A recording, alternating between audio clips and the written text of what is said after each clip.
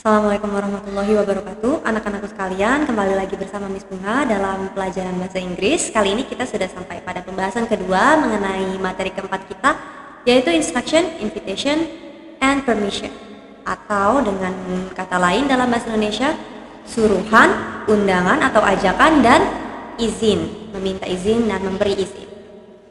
Oke, sebelum kita lanjut ke pembahasan hari ini, ada baiknya kita ingat terlebih dahulu apa yang sudah kita bahas di video sebelumnya mengenai materi yang sama. Jadi sudah ada beberapa contoh yang Miss Bunga perlihatkan pada kalian di video sebelumnya. Miss Bunga juga sudah coba jelaskan bagaimana cara membuat instruction menggunakan base verb atau yang kita sebut imperatif. Kalau kalian masih ingat ya, jadi imperatif itu adalah kalimat yang diawali dengan kata kerja bentuk pertama tanpa imbuhan apapun. Di sini Miss Bunga tunjukkan kembali contohnya ada sweep the floor. Kalian lihat diawali dengan kata sweep, kata kerja bentuk pertama yang artinya sapu. Sweep the floor, sapu lantainya. Kemudian ada clean the window, sama diawali dengan kata kerja bentuk pertama clean. Kemudian ada push this button. Kemudian ada get the socks dan turn on the fan. Untuk invitation, kemarin kita belajar bahwa untuk mengungkapkan ajakan, kita bisa menggunakan beberapa ungkapan, contohnya let's, kemudian shall we, kemudian can you, would you like to, dan I'd very much like you to. Di sini contoh-contoh kalimatnya, yang pertama ada let's go to the English club this afternoon. Shall we go to the cinema? Can you come to my birthday party? Would you like to join us? I'd very much like you to go with us. Sedangkan untuk permission, kemarin kita belajar dua cara untuk mengungkapkan permintaan izin. Yang pertama menggunakan kata may I, yang kedua menggunakan kata do you mind if I. Kemarin sudah dijelaskan bahwa perbedaannya adalah ketika kalian menggunakan may I, jika dijawab yes atau sure, berarti kalian telah memberikan izin. Sedangkan jika ada orang meminta izin menggunakan do you mind if I, kemudian kalian jawab dengan kata yes, itu artinya kalian keberatan ataupun tidak memberikan izin. Nah, kemudian di sini ada beberapa contoh cara merespon yang bisa kalian gunakan. Yang pertama adalah respon yang kalian gunakan jika kalian memberikan izin. Contohnya, of course, sure, go ahead, no problem, please feel free. Nah, kalau kalian keberatan untuk memberikan izin, kalian bisa katakan sorry I'm using it jika yang diminta izin adalah untuk menggunakan barang milik kalian. Kemudian ada I'm sorry but that's not possible, dan yang ketiga ada I'm sorry but you can't. Nah, untuk pembelajaran hari ini, tujuan pembelajarannya sendiri adalah diharapkan selesai dari kegiatan pembelajaran ini, kalian akan mampu untuk menyusun sendiri kalimat ataupun teks percakapan di mana di dalamnya terdapat ungkapan-ungkapan yang sudah kita bahas tadi, yaitu instruction, invitation, and permission. Nah, bagaimana sih caranya? Yang pertama, instruction. Jadi, secara simpel, untuk membuat instruction kalian hanya butuh two things. Yang pertama adalah base verb, yang sudah saya jelaskan, yaitu kata kerja bentuk pertama tanpa imbuhan apapun. Yang kedua adalah noun phrase atau frasa kata benda.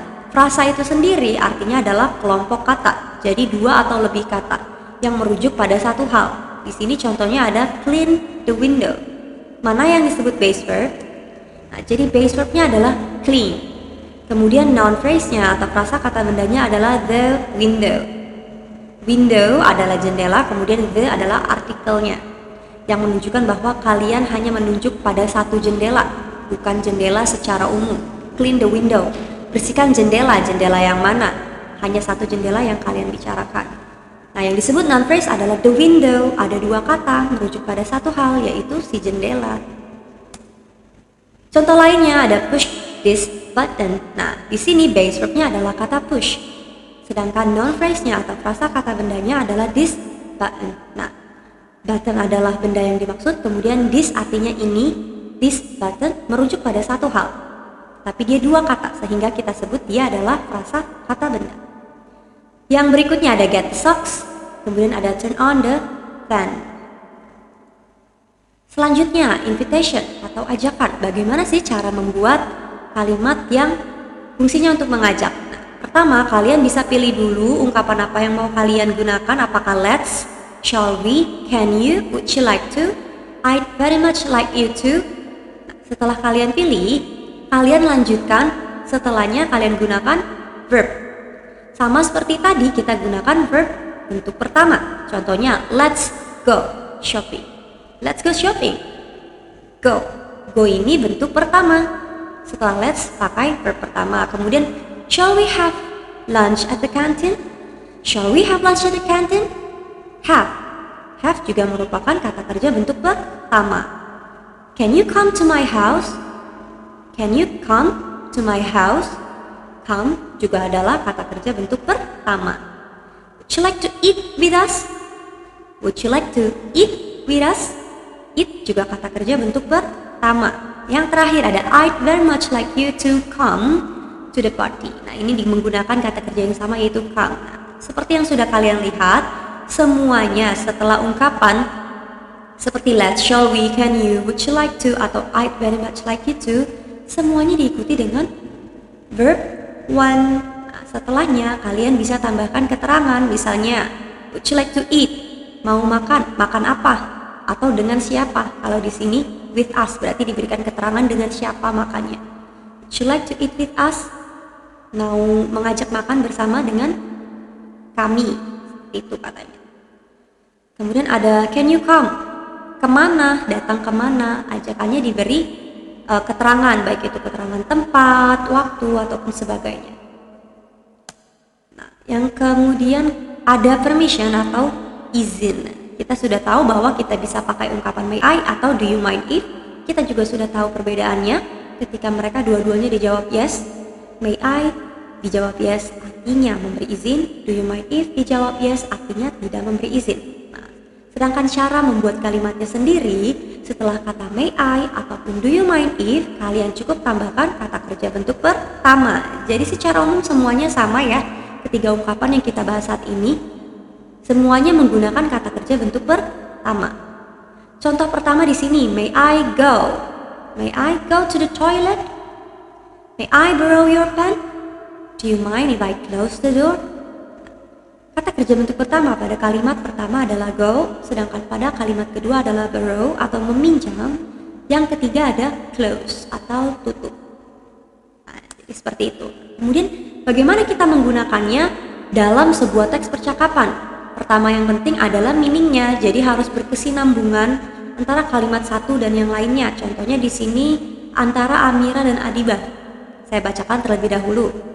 So Amira said, Miss Dian can come to the class. Open your book page 45 and do exercise 3. Bu Dian tidak bisa datang ke kelas hari ini, jadi silakan buka buku kalian halaman 45 dan kerjakan latihan 3. Kemudian Adibah berkata, may I borrow your pen, Amira? Di sini masih ada kesinambungan antara kalimat sebelumnya. Kenapa? Karena sebelumnya Amira bilang diminta buka buku dan kerjakan tugas. Kemudian Adibah pinjam pulpen, berarti dia mau mengerjakan tugasnya tetapi tidak membawa pulpen. Kemudian Amira berkata lagi, sure, feel free to use it. Thank you, Amira. Are you free this afternoon? I think so. Why? Would you like to play video games in my house? Nah, ini kalau dilihat sepintas mungkin kalian berpikir ini enggak ada kesinambungannya kok. Tadi mengerjakan tugas, tiba-tiba ini jadi main game di rumah. Kita baca dulu sampai selesai. Ternyata Amira menjawab, okay, now let's finish this assignment first. Nah, kembali lagi ke konteksnya bahwa tadi mereka harusnya mengerjakan tugas. Berarti tadi hanya selingan di antara sela-sela mengerjakan tugas. Intinya apa? Cerita ini meskipun menggunakan ungkapan-ungkapan yang berbeda, yaitu ada ungkapan invitation, permission, dan juga instruction, tetapi topiknya sendiri masih satu. Kemudian mari kita teliti, memangnya di dialog ini mana sih yang menunjukkan ungkapan instruction, giving instruction, kemudian invitation, and permission. Dari yang pertama, instruction. Bisa kalian lihat yang mana yang merupakan ungkapan instruction? Jawabannya adalah Kalimat pertama Amira yaitu open your book, page 45 and do exercise 3. Seperti kalian lihat, kalimatnya diawali dengan verb, bukan subjek. Nah, itu mencirikan instruction.